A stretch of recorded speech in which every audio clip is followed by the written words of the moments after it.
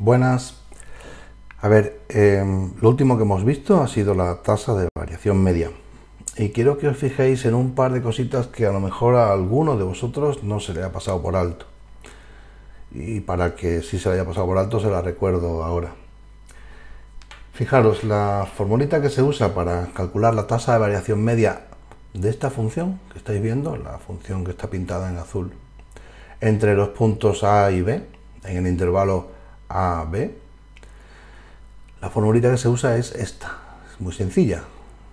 Sería f de b menos f de a, f de este, f de b, uno va hasta la gráfica y se viene aquí, y esto es f de b, menos f de a, por lo mismo, uno va hasta la gráfica y se viene aquí, esto es f de a.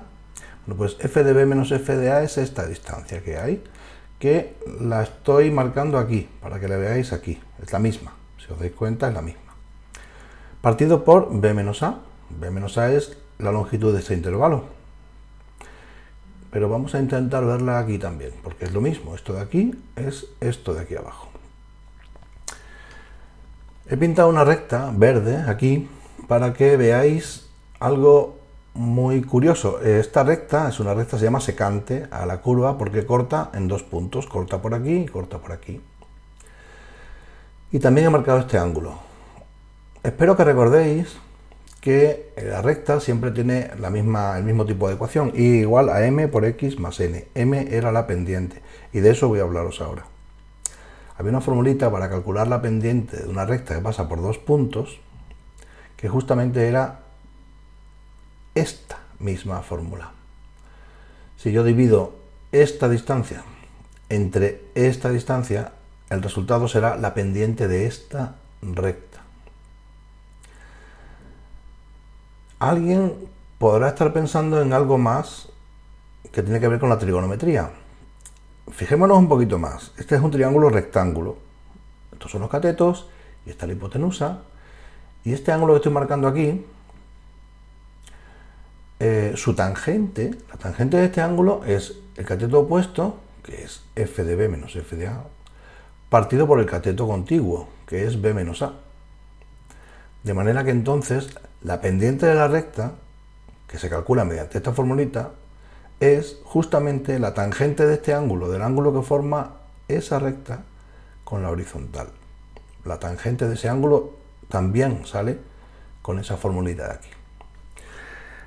Ahora fijaros, después de analizar tranquilamente, en profundidad, lo que significa la fórmula de la tasa de variación media, vamos a ver qué es lo que ocurre cuando yo hago que este punto se acerque al punto A. ¿Qué pasa cuando hago que el intervalo este se hace cada vez más pequeño? Fijando el punto A y moviendo el punto B. He puesto aquí un deslizador para que veamos un poco lo que ocurre. Si yo voy acercando el B al A, es decir, si la longitud del intervalo se hace cada vez más pequeña, el punto este se va a ir desplazando, la recta secante se va cambiando y va a ir cambiando también la pendiente porque la recta es otra distinta.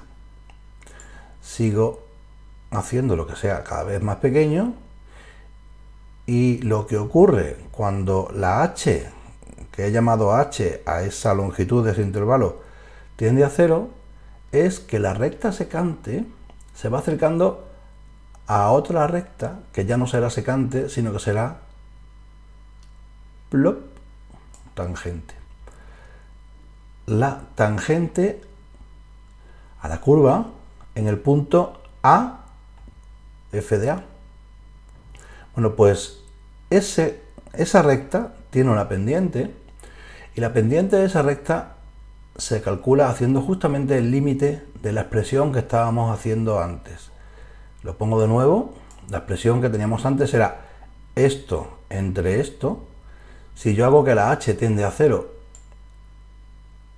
este valor se está acercando cada vez más al valor A, y cuando hago que la h sea 0,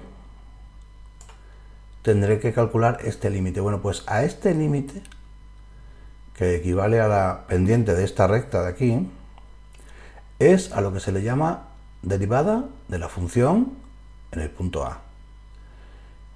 Y el que haya entendido esto, ha entendido las 3/4 partes del tema de derivadas.